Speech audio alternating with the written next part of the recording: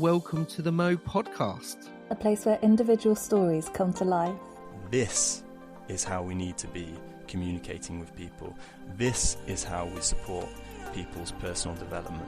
It's important to speak about people believing in people. The more you're able to let go of your limitation, the more you step into your power, your inner authentic power. MOE, a place for me, others, everyone. Hello everyone and welcome to the MOE Podventures podcast. I'm your host Kate. Today I am joined by Jon and Nick Robson, Darren's brothers, and two integral cogs that wire the MOE machine and ultimately guide the way we move forward and operate at MOE. And today is a very, very special episode as it's being recorded on the 26th of January 2026, which if you didn't know, but well done if you do, is MOE's birthday and also signifies 14 years of MOE. 14 whole years, so happy birthday MOE.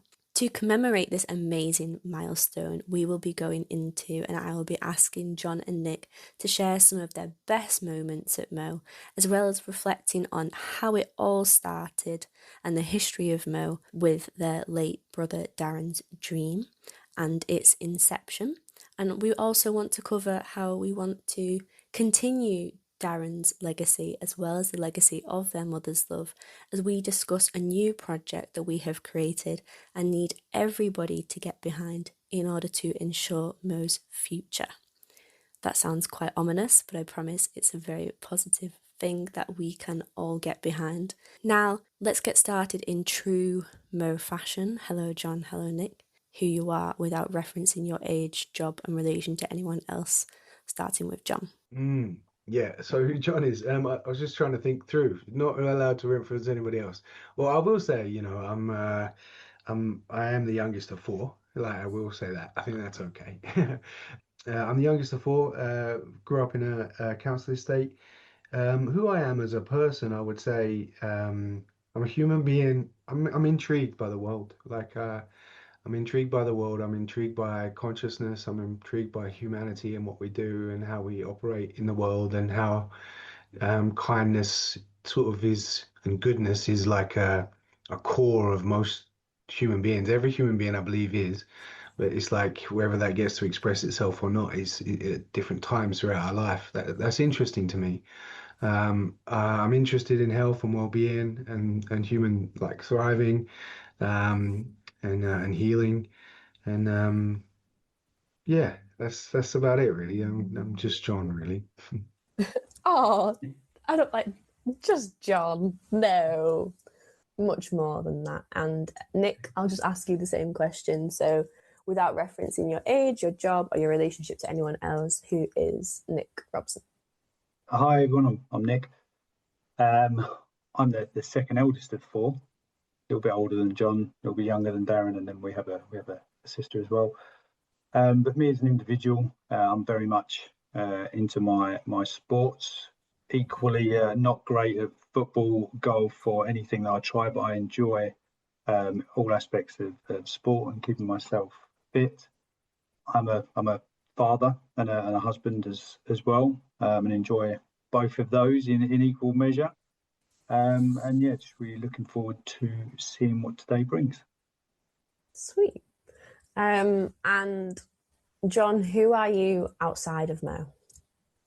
Outside of MOE, I am a director of another business, so Lighthouse Healing Academy.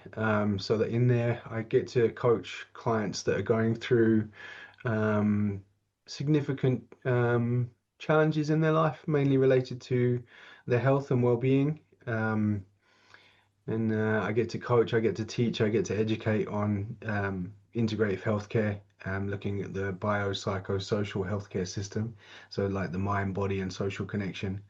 And I also do some other roles as well. I've got like a van, so I do some man and van bits and some courier. So I do what I need to do to try to keep my head above water and keep moving forward with life. So yeah, I also do some sports. I played golf pretty badly as well. Me and Nick went out just the other day and it was a shocker. It's hard in winter conditions anyway. But so we play golf. I have lots of amazing friends. Like I have several different friend groups, if you like. Some from my Shaolin and martial arts background, which are really good friends of mine. The close friends that I've known since I was growing up, and some others that I've found along the way that are just really great people that are up to amazing things in the world, and really stunning human beings that I enjoy getting to spend time with. Plus, obviously, all the time I get to spend with my amazing family. They're amazing. We've got such deep and strong bonds, and yeah, I get to enjoy. I don't have any children of my own for now, and maybe not, but but I have like 9 nieces and nephews. So there's 4 adopted and five blood. So it's amazing. So I get to spend some time with them, little Braxton and Maya and Sienna and Annalisa and Agnes, Darren's children, Nick's children, Nadine's children. So I love that, and I love get to spend time with the Brattons as well. Sue and Ian have been family friends since before I was born, Ian especially. So I get to love to enjoy time with family and a more extended family as well. So that's me, I suppose, outside of Mo and outside of Mo. Oh, that sounds really beautiful. I want to have a dog, Dante, as well. I have to mention him. He is a husky, and I enjoy getting to take him for walks. And yeah, I'm glad that he's come into my life as well, because he's a cool little buddy. Oh, I think furry friends are the best. And Nick, who are you outside of Mo? So as I mentioned sort of earlier, I'm a father to one. I've got a son who's 4 and a half, 5 this year. Great fun. Real character. Keeps me and his mum on our toes. Been married to my wife for over 10 years now. Been together for like 13 years. Really sort of great life partner to have. Real support through the good and the bad, which marriage should be. For my work, I run large scale construction projects for one of the leading construction companies in Britain. Been there for 20 years. Love my work, love the people I work with. Phenomenal people around me. I'm also a trustee of Mo. Didn't touch on that earlier, but I'm also a trustee at Mo. Been with Mo since 2012. There was a bit of a break in between. I came back again about 3 years ago, 2-3 years ago. Dad, brother, husband are my 3 main priorities, and then a bit of work thrown in the background as well. As it should be. As it should be, yeah. And the scratch golfer, of course. Yeah. And working on that. And John, who would you say you are inside of Mo? Inside of Mo, so the role I took up at I became a trustee. So when Mo was founded in 2012, I was actually living in the United States. So it was a bit of a surprise, like when Dal said, like, this is what I'm doing, this is what I'm up to. But Dal was like that, so much energy and boom, like, this is what I'm doing and this is where we're going. I was like, okay, cool, amazing. And give us some insight. Like, but anyway, as I've sort of come back and forth from the United States through the years, and since I actually returned fully in 2018, I got involved with Mo. I joined the course, I attended the course, I helped to facilitate a number of courses at this point, and then I became a trustee a couple of years ago, again, like Nick said as well, after Dal's passing, and then it became obvious that there was this gap that was missing, that was this business development role where it was building relationships with new corporate and charity partners. So I stepped into that at the start, or at the end of 2024, or just at the start of 2025. And I was doing that. So director of business development, and I was helping to build new relationships. And we had a strong start, like a good strong 3-4 months where there was a lot of momentum building, and then some other life priorities sort of started to really creep in, where I had to switch my focus a little bit towards helping some other things support. And I still do some things, like something that will come up later, as you were mentioning there, wanting to talk about some of those real moments that make us help me remember why we do what we do, why MOE is where it is, and why we set it up, and Dal set it up with his friends in the start. I mean, one of the things I get to do is join in on the final days of courses, just to congratulate everybody, welcome them to the family, and really get a sense of their experience through the 6 weeks through the MOE Coach training program, and that's beautiful, as well as some of the conference stuff. But we'll go into that more a little bit later. But I would say that's my role. I'm looking to sort of ramp it up again a bit. I'm still trying to fight some fires in my life, but switch my focus back, and I'm very grateful. There's a great team of trustees that support MOE in any and every way they can, and luckily where I've not been able to step up, some of those have been able to step in, and so there's a bit of a dynamic equilibrium there, or a bit of a dance between who can support and how, when and where. And luckily that's the gift of doing things as a team, really, as a network, as a community, is like you can move in and out when life is essential for you to do so. Yeah, and playing to everyone's strengths, which is nice. That's it. Cool. And Nick, who would you say that you are inside of MOE? I'm still not too sure. For me, I was a trustee with MOE when it first started, back when it was the Ministry of Entrepreneurship, and it had a different purpose then. It was a bit more philanthropic back in 2012, and then I left to develop my own career. I can commit as a trustee, can commit the time and stuff, moved beyond my sort of remit. And then after Darren's passing, similarly, I got back involved with MOE as a trustee, and my role now is more on the practical side of stuff. So I do a lot around the conference, when the conference is coming up, locations, setting those sort of things up. Obviously, sounding board for everyone around the issues within MOE, or the developments within MOE, and when we're doing the votes and going through bits, and fundraising, which we'll come on to. Been playing a large part in the fundraising and what we're doing there as well to keep MOE afloat. But yeah, for me, it's more the sort of practical day to day. Jon's a lot closer to the aspects of what we deliver in the mental health first aiding and the coaching course itself. Albeit I have done the coaching course, I'm not a practicing coach. I use it in my day to day, but I'm not a coach by any way, shape or form. So yeah, it's really more a supporting, more practical role is the position I take.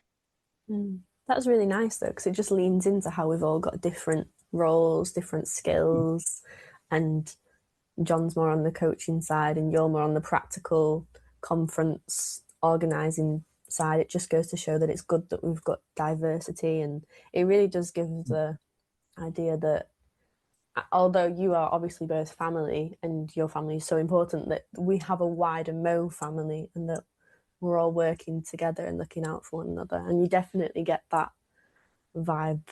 When I did the MOE course, I think it was your sister who in the end was there judging my final assessment at the end, and I was like, oh my goodness, which was quite daunting, but it was a really nice experience. So yeah, it definitely comes across that we've definitely got that strength in the MOE family team.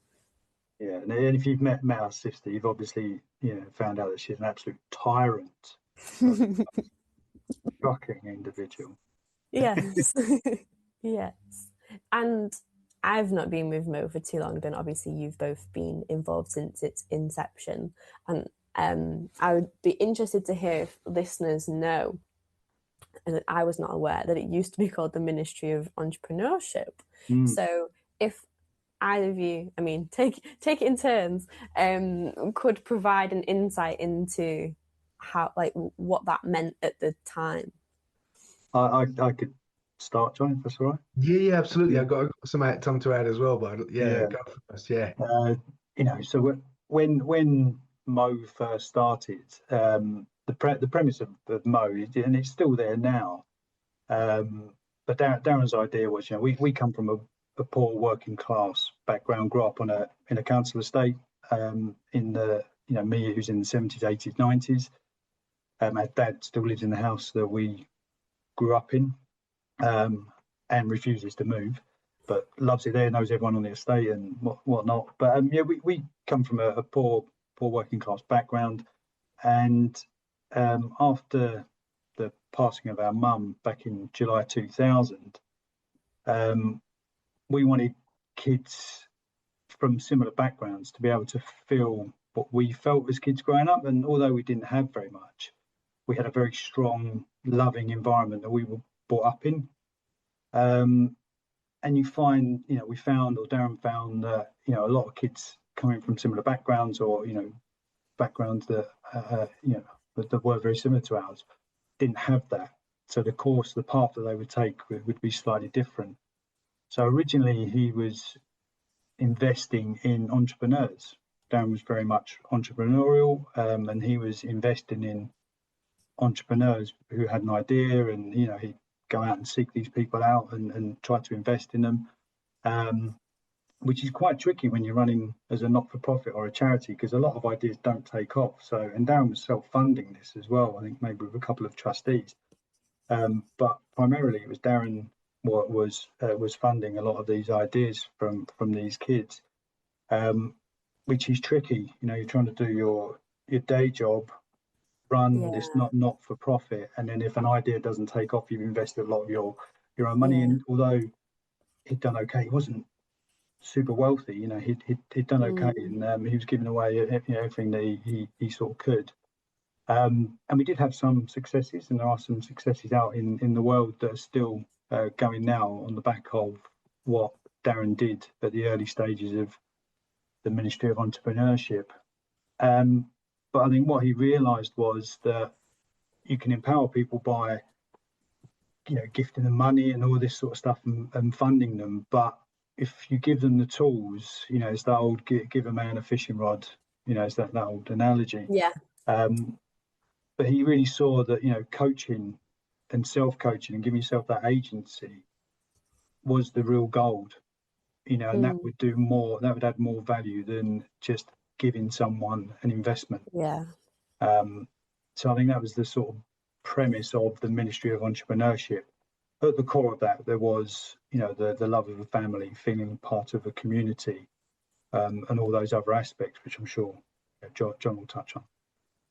Yeah, add on to that as well. Yeah, it's like, so it was, as Nick said, there were two premises that it was kind of founded on, that sort of emerged and evolved through. And this one is to overcome a poverty mindset and to share a mother's love. We were very fortunate to have a mum who always wanted to be a mum. It was very much her mission, vision, purpose. She came from a family of 5 and wanted a big family herself that would be there for each other. And she, provided as best she could, like a safe space for us with lots of love, and she really loved her kids. And as challenges happen, like Darren had a few funny incidents that he shared stories of over the years, of like somebody taking the mick out of him by buying a pair of football boots from him from a charity store and then telling everyone at school and stuff. And he had some wounds. They were only 50p for this pair of football boots, but he had some wounds around finances. So he was very driven in that area. It was voids drive values. Whatever you perceive to be most missing becomes most important to you. And some of those like wounding moments of life, we all go through our own different wounds, and we all sort of make it, it's what we make it mean about ourselves, others, and the world to ourselves. And the wounds Darren experienced especially were that the void was for wealth and finances. And if we had more money in the family, then there would have been more harmony and less stress.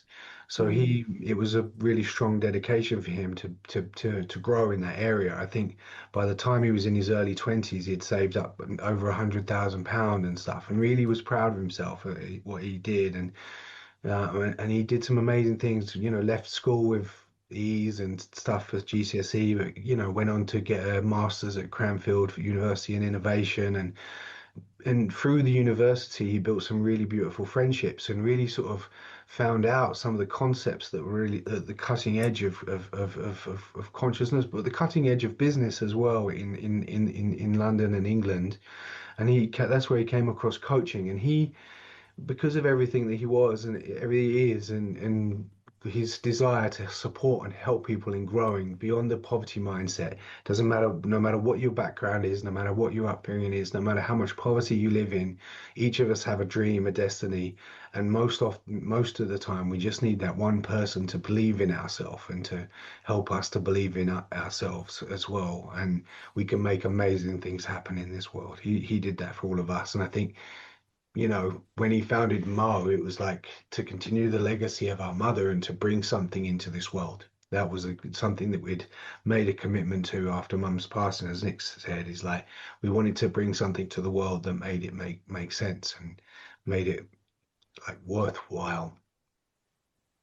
So yeah, I'd say those are some of the things that were the origins of why Mo was created, is to create a beautiful community, give them skills, to bring something that they are most inspired by, most passionate about into the world, to make the world a better place. One person, one conversation, one business, at a time, and obviously the Ministry of Entrepreneurship emerged and evolved into Me, Others, Everyone, because that was the impact the Mo Coach Training Program has. Is we equip people with the skills they need to understand one another, understand themselves, and start to become a leader in their own life. Think about where's my end in mind, where would I love to go with my life, put first things first, start to manage myself in beautiful ways, support others in doing so. And then the knock-on effect is that we change communities, we make ripple effects out in the world. And so now it's a beautiful evolution of the Ministry of Entrepreneurship to Me, Others, and Everyone. Yeah, so I would say those are my bits to add. Indeed. No, they're both really beautiful insights. And my next question was going to be, what would you say is at the heart of Mo? But I think you've summed it up quite well, unless there's anything else that you want to add, in that, it was helping people. Well, it was and is a bit of both, but, helping people get out of the poverty mindset, and the fact that it was at the heart of it is a mother's love, and that how that has now gone into the world.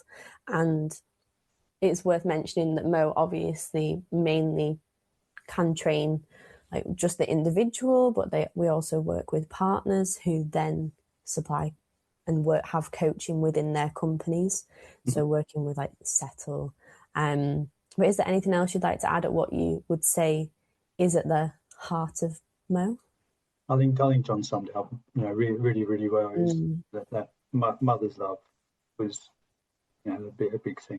Yeah, that person that believes in you. But I would say we can't really talk about Mo without also talking about the hub of people that have worked with us over the years and still work in the HQ of Mo, like the heart of Mo.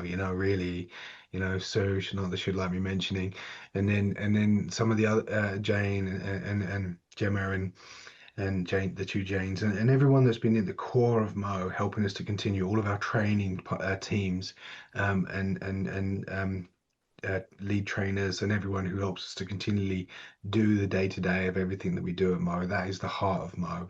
Our trustees that have supported us through the years, like Nick had said, like some have different strengths. So it's so many people, it's too many to list over the 14 Yeah, 14 years.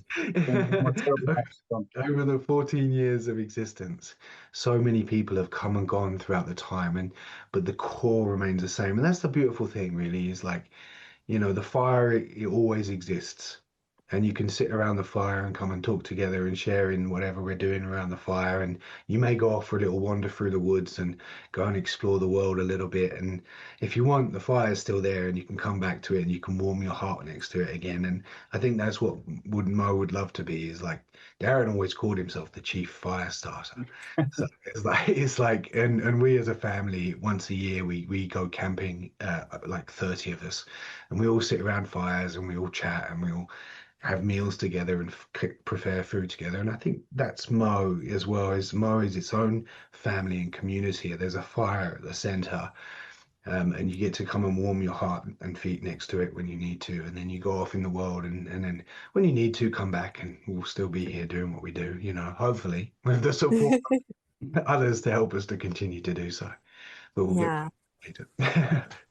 Oh, that's such a perfect way to sum it up. And that's what we're also here doing today, ensuring that that fire does keep going for so many, with everyone that's involved at the centre and everyone that we affect with the ripple effect that MOE does.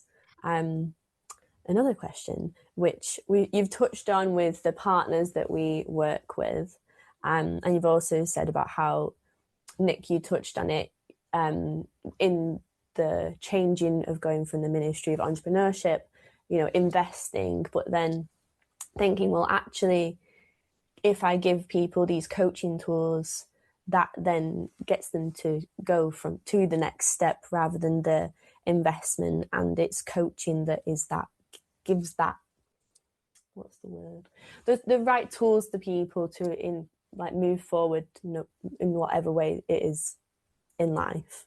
But what would you say, obviously we've got partners, so I want to touch on more in that way. What would you say that MOE does and helps enable within the people that we work with, but also the companies? Jon, do you want to go with that? I can go. I can start. You think about what I've missed out. I'm really enjoying your analogies. This is fantastic. I know, it is amazing, Jon. Yeah. I don't know where they're coming from. It's like you've set this up. I don't know. This is brilliant. Yeah, Dale's here with me. Just channeling some stuff. He's like, oh, don't forget to mention this. I would say that was one thing I felt I missed, is like two things. There's two beautiful things that are part of the work of what MOE do is one is our community members, every single person that comes and attends our courses. And the beautiful energy they come, they don't know what's going on. They join this 6-week course and they're like, I don't know, like I just feel my friends told me to do it. I feel called to do it. Feels like the timing is right. The stars have aligned, and I hear that over and over again. It's so beautiful to hear that there's this sort of serendipity to it and synchronicity to it. And they come and they join in. And then they go through the journey, and there's tough parts through the course where they're, can I do this? Can I thing? And they go through all of those challenges, and then they come through, and then they thrive. And some of those people just come through word of mouth, and some come through our charity and corporate partners. And this is one of our greatest strengths is through the years we've had some amazing charity and corporate partners. Some of our charity partners are incredible. They also are out in the world doing amazing things. People like Spark Inside that are working with prison officers and prisoners to help them to know that there's a life beyond this place, the prison that they're in, and that their life kind of led them to that place, but there's a future beyond that. Amazing. I'll think of some others. There's Coach Bright and the work they do. Coach Bright, sorry, that's the one I was trying to grab across. Yeah, Coach Bright, where it goes in and supports the students of different ages. They've got 4 programs that help different ages of students, university level all the way down to 6-year-olds and stuff. So they're introducing them to coaching skills. And then we've got the Young Women's Trust as well, or Embrace the Middle East, We Are Settle, as you mentioned. And a number of others as well that are out there doing amazing things in the world. And the gift we've got is that we are brilliant and excellent at training coaches. That's our expertise. We are exceptional at that. We've refined that over 14 years to be exceptional at training coaches to do what they do. How our charity and corporate partners utilize that is they send people on our courses, and then those people, once trained, help them back in their organizations, in their management systems and leadership systems, to use coaching, a culture of coaching, so that everyone has responsibility, they take accountability, they are proactive, they can engage, and they can be really good members of any team that are up to any big game out in the world, and really be driven cogs, or members of that system to help it to flourish and go forward. So that's something that we help with. And also that's their internal use of coaching, but then they're frontline people that are out there working with people out in the communities that they get to reach and touch. They're using the coaching skills to also empower those people to also do the same, to develop the leadership inside of themselves, to learn how to manage their lives better and easier with all the challenges that they're facing and overcome them, and make big ripple effects out in the world. So that's a beautiful thing. Is no man is an island, but also MOE is not an island. It's an interconnected number of islands that that flow together and work together for an overall sort of vision, I would say. Just to add to John, what John was talking about, I was thinking about I did the coaching course a year ago, I think April, 2 years ago now, maybe. I can't remember how long ago it was. Time flies. But the feedback that I was getting from the other members of the cohort was, it feels like a superpower when you unlock this ability to sit and really listen to another human being, and not give answer, because it's quite normal for a human being, especially, not to be sexist, but especially for a bloke, and for me, my role outside of Mo, people come to me for answers and they're asking me a question to give them an answer. So for me as an individual, it was very much really learning how to properly listen to those around you. And it's not just the person that's sitting opposite you that you're doing your work with, but your family, your friends, everything. It changes how you interact with the world, to really listen to what someone's trying to say to you, and then just ask an empowering question back, to give people that agency and give people that feeling of they have the answers, they have this answer within them, whatever it may be that they're going through.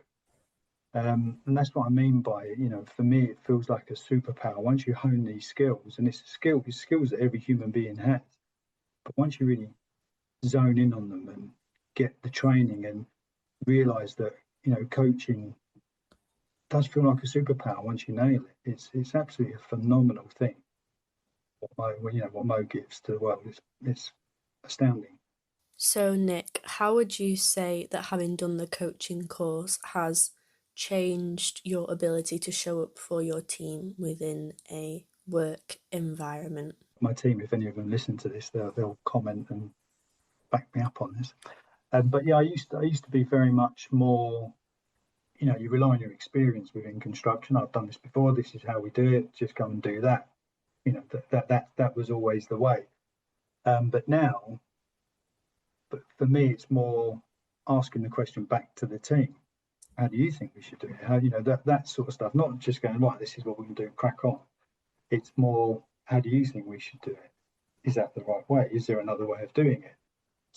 Just asking those questions. And it's not me giving the answer. It's the team doing it together. It's a collective now, not just me going, right, you crack on and do that. You do that over there. So it's changed that. Even, my communication with my wife has deepened as well. The way that we talk to each other as well. It changes everything. Changes every way. Changes how you communicate with the world. Yeah, I think it's a big call within companies across the world to create this culture of coaching, because I think it really empowers leaders across any sector to become better teams. Yeah, I don't feel like I feel like I lead better now. I'm not managing anymore. I feel like I'm leading far better. And that's something I never really thought I needed any help with until I did the course and went, oh, crikey, I do need a bit of help there. And life becomes less stressful for leaders because leadership is a characteristic, as we know from the 7 Habits of Highly Effective People or the 8th habit.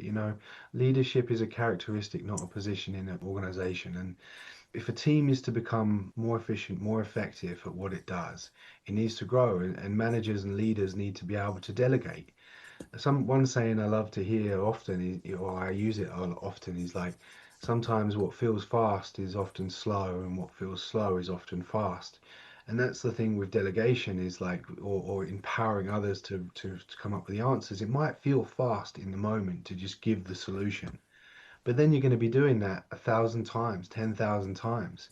So over time, that's slow.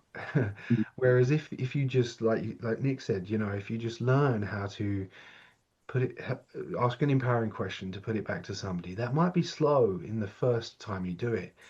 But the more that they get used to, they're coming up with their solutions over and over again themselves, the time you spend with them will be less and less and less. But also the synergistic nature of that is that all of a sudden you've got 10, 12, 20 leaders within your organization that are proactive rather than reactive, that go to themselves and formulate strength within, rather than always coming back for the center for the answers. And what can you accomplish then as a team? Yeah. When you got that's a mammalian system, as they call it, rather than a reptilian system. And a reptilian system, you always go to the brain or whatever, and it's always this. But a mammalian system is much more socially empowered to then overcome big things. And that's our human race is, going a bit different, but has done so well is that we work together well in groups and teams and tribes. Yeah. Did you have anything to add then, Nick? No. All right, cool.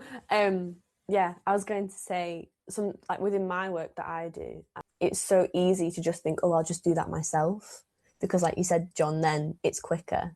But in the long term, it's so important to delegate. And I think as like a manager or a leader, in the long term, like you said, it's better for everybody to have autonomy over their own work, and also the empowerment to know that they can do that thing, and also keeping everybody within the loop of information so that a company can work as a body, and everyone can use their skills and be a hand or the muscles. And yeah, it does just create better, more efficient, functioning, healthier companies.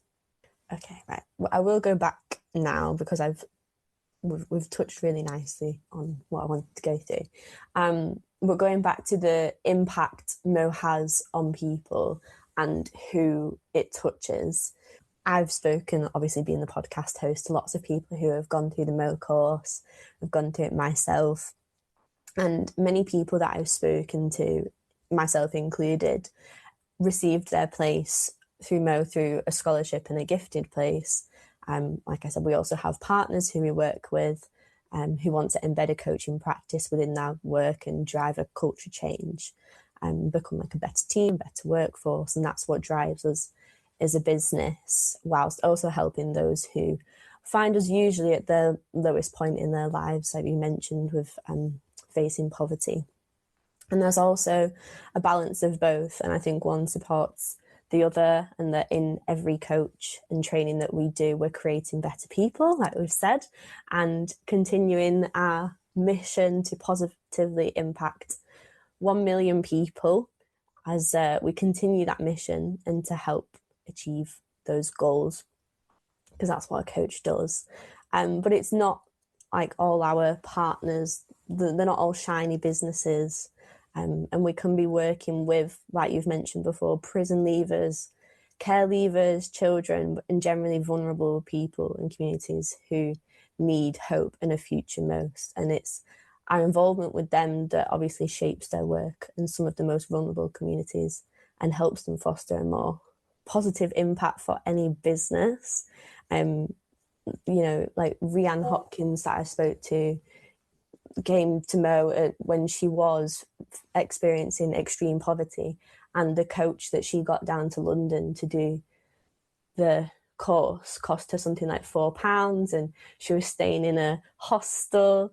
And another person, Isaac Davis, who was in prison when he spoke to MOE and said that I want to become a coach. I was receiving coaching from the Young Women's Trust when I heard about MOE. So we really do touch people when they need us most. And like you were saying, Jon, before, it just takes that one person to ignite that fire in telling somebody like, you can go do this.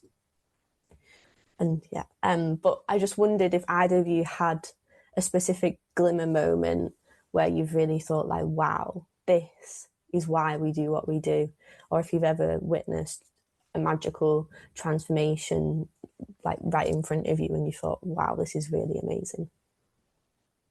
Yeah, I've got a few, so I'll share a couple that came to mind. Is that right? Yeah.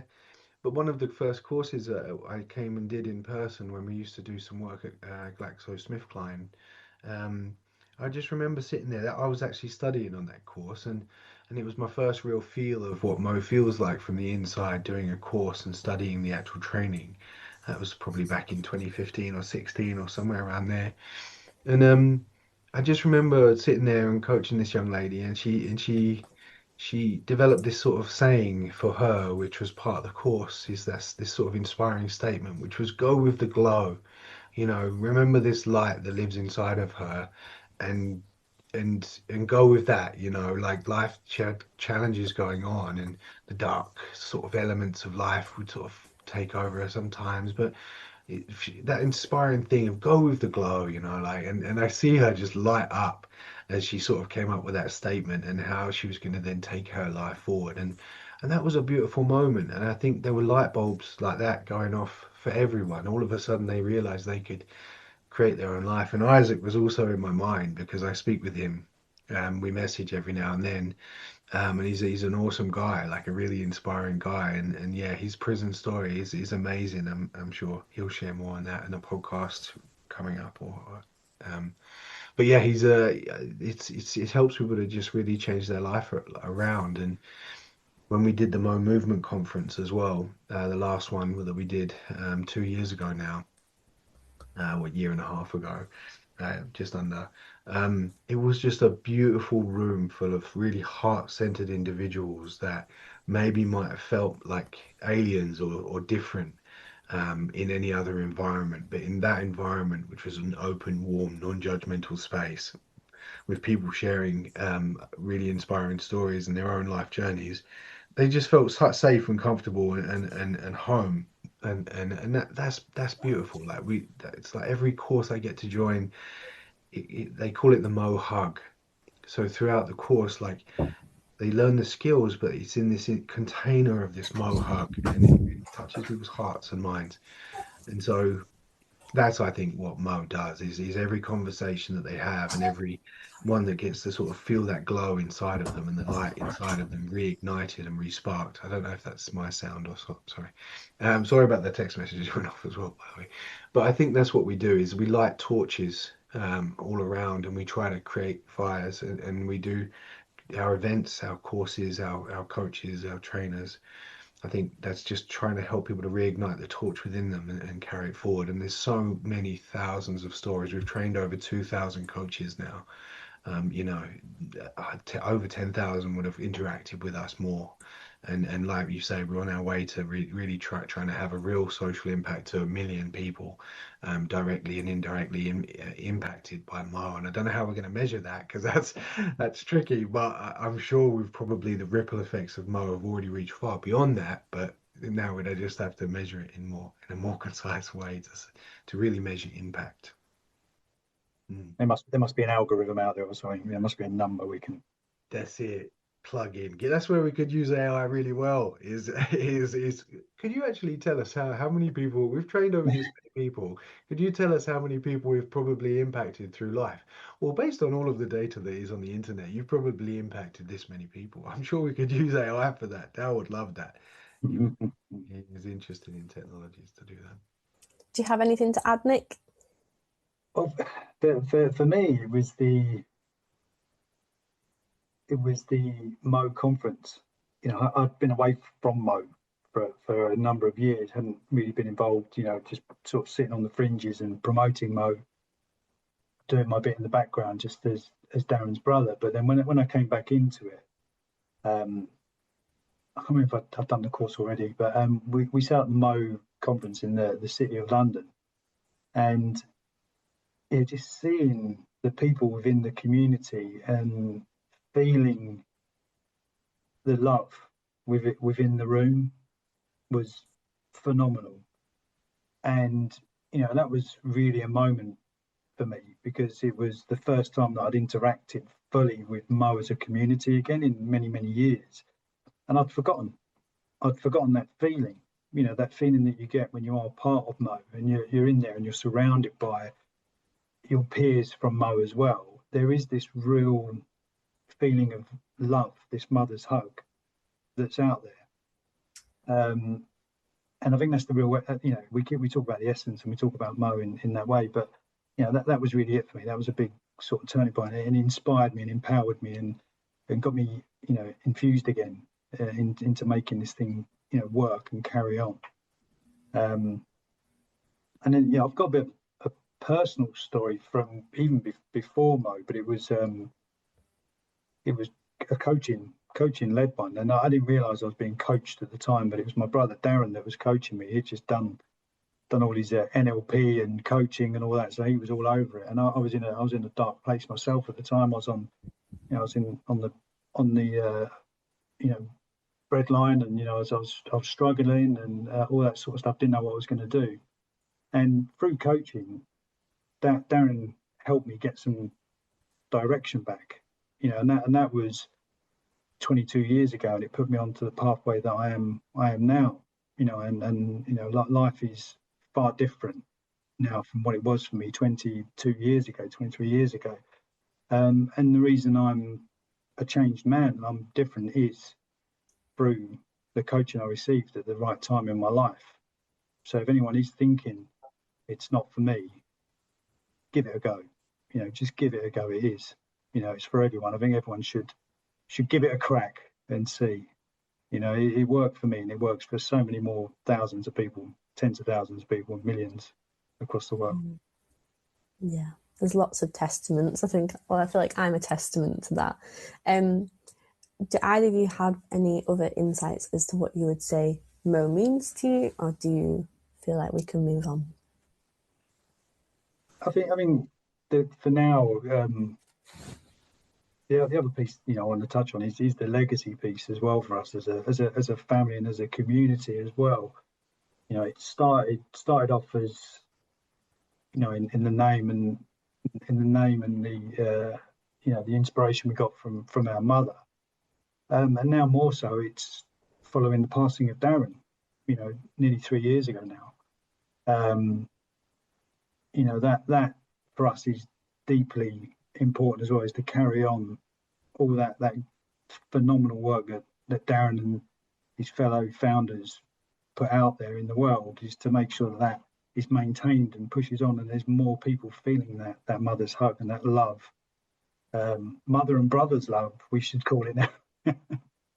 But just to feel that, it's a legacy piece as well for me now as well, just to keep Darren's name alive in Mo. And hopefully, we've got our niece who's very keen to take this over. She's only 8 or 9 years old now, and she talks about, she wants to run Mo when she's older. And Darren's youngest daughter, she wants to very much be part of it in the future. And it's, I want to keep it alive and keep it there for her as well, and for his kids.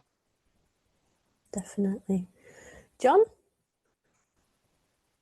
Yeah, I was gonna. That's what I was being whispered to as well. It's the same thing as this legacy piece, and Nick said it well. Rel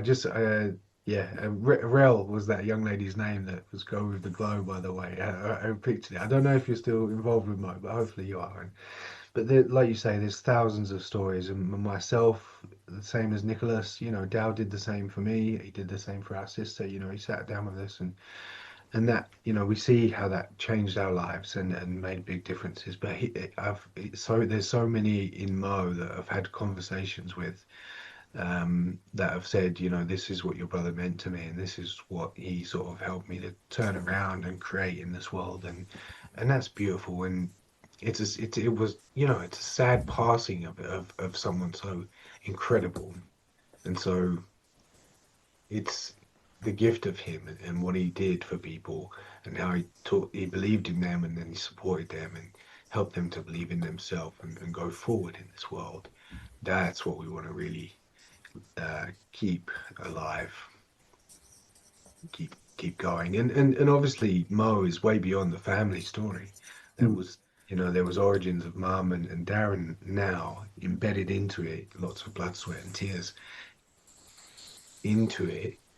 And it lives on beyond all of us. It'll live on, hopefully, beyond all of us and beyond our children and our grandchildren and hopefully our children's, our grandchildren's children, like that's what we would hope, that it becomes, this fire that true legacy, really continues to change the world for many years to come in bigger and bigger spheres and bigger and bigger impact, but keeping true to the core of what it's all about. Yeah, that's really well summed up by the both of you.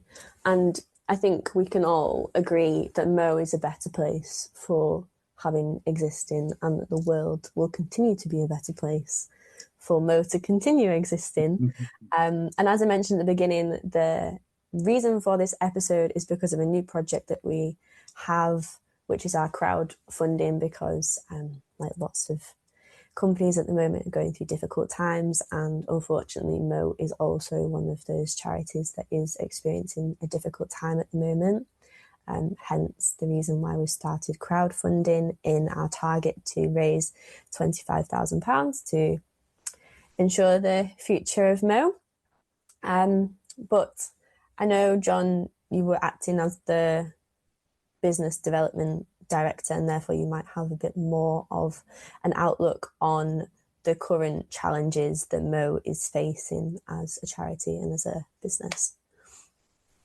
Mo is challenged the same financially, same, like you say, same as many other charities out there in the world, many other organizations, with the cost of life, a living crisis, and lots of other things. We do need to help and support it, whether through our crowdfunding actions, and there are actions being taken, and we are moving forward. You know, we get to support those sort of charities and those sort of organizations as well.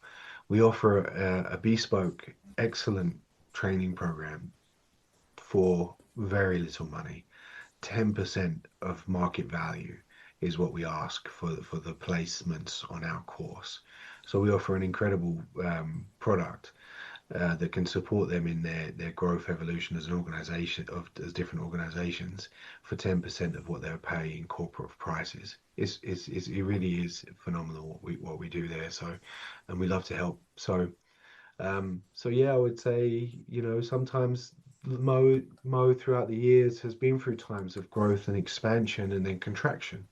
There is a natural ebb and flow. I think we would love to think that you always grow 10-15% every year as an organization, but it's not true of organizations, and it's not true of as us as individuals. You know, we grow and we expand, and we bring something new to the world, and then challenges start to build up, and we have to go back to basics, and we sort of contract a little bit, and then we expand again. And the hope is that through time you just expand to greater and greater realms of influence and impact and change and transformation, you know. And but you stay true to the core of you. And so I think, yeah, so we're in one of those places now where there's contraction and fine tuning and refinement, and you know, getting back to basics, and then we can expand again as the world kind of opens up again, I would say.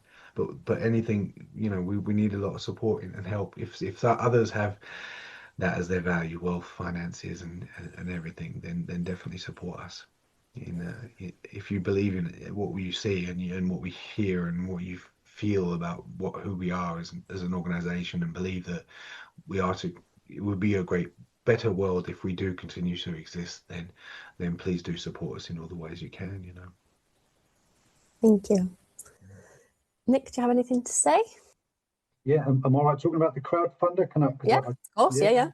Good stuff. So we sort of touched on earlier on that today, 26th of January, we're filming this, is Mo's birthday, but we're also launching the crowdfunder page today, which will be going live on social media on our website, and we're trying to raise £25,000 to sort of keep Mo alive, because keeping the machine going does come at a cost. You know, there is a team that sit behind Mo. Us as trustees, Jon and the team, are all volunteers, but there are a team behind Mo that deliver the courses, keep the machine rolling, do all of our administration, and keep the wheels oiled in the background. So, and this is, you know, their livelihoods that we're trying to maintain, and also keep the course going out there, and you know, get it out there as often as we can. So, Jon, I can't remember how many we aim to do per year, but I know we've had to reduce our offering because simply we haven't had the uptake.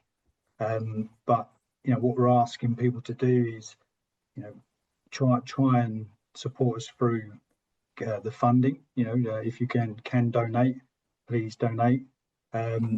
Alternatively, if you work for a charity, introduce us to your charity. You know, we've recently sort of changed our main focus. So, you know, we're looking to inspire younger people. We're looking to work with more and more charity partners. If there's a partner out there that wants to throw some cash at us and throw some people our way, obviously we'll be interested to talk to those guys.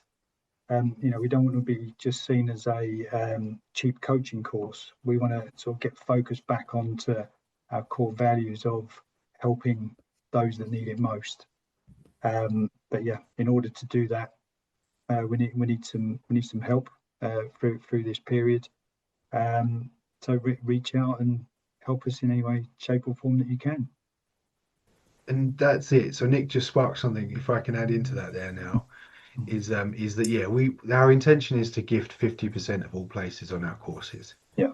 Each cohort is 12 people. We like to run 3 courses every month, so around 36 to 40 if we can a year. So to be able to do that, we have to pay our trainers and training teams as well. So we need that partners there to help to send people our way so we can support more people. But 50% of gifted places, like you say, you came on a scholarship, so many people came on a scholarship, and it makes such a big change in their life because they were going through a really challenging time or something, and it just gave them that spark they needed to push on to the next level. And we want to continue to be able to be here to be able to do that. In order for us to do that, we ideally 3 courses a month is what we run. And it's not just the coaching course as well. We do the mental health first aider course. So if anyone wants to come on and do an accredited, I should mention the coaching course is accredited as well for the Association of Coaches. Yeah. And mental health first aider, we've got we do an accredited mental health first aider course as well. That was a big focus for us after the passing of our brother. That we help people see that in others as well, and so we're now training mental health first aiders as well. So that's another offering that we do. Mm-hmm. Anything else? No? Cool. Yeah, I'm just going to second what both Jon and Nick have said as regards Mo and everything that we do. And we'd just like to implore people, those that within our networks that have worked with us in the past, just to give whatever they can. But also, if anyone does want to share their personal experience and story with Mo, to share that online or in person, to continue to share the message and express that, how Mo has shaped your life. But also that we would just want to say that without the help from people like you, we'll not continue to be here. And obviously, like Jon has said, we want to keep the fire burning and the fire that Darren started, so that many people can come and sit around that fire and then go off into the world and share their light with the world. So giving everybody, and please do support us, like Nick said. If you work for a charity or a corporate company and you want to change the culture within your company or the way that people lead or management systems, and you want to stop firefighting and feel like everything's on fire all the time, and learn to delegate and listen and encourage that coaching culture, we just encourage you to sign up and come onto our courses, whether it's a coaching course or a mental health first aiding course. I can promise you that it will benefit your life for the better, and that you'll come out feeling lighter and a better person. But yeah, just get involved in whatever way you can. And thank you to you both as well for coming along. And like we said, today marks Mo's 14th birthday. An episode of celebration, and also that we want to continue Mo's future. And fingers crossed. Hopefully we will, and we'll rally around the rest of the Mo family and everyone involved to get raising some money for us so that we can ensure our future into 2026 and beyond. Way beyond. And there are some exciting projects about global expansion that are going. We're going to go out into Africa. So there are things happening. Mm-hmm. So we've got to just keep it going. And so if people know other parts of the world that we can go and help and support, then that's awesome too. But thank you so much for facilitating today, and supporting us through the podcast. We're not No worries. great at this, so thank you.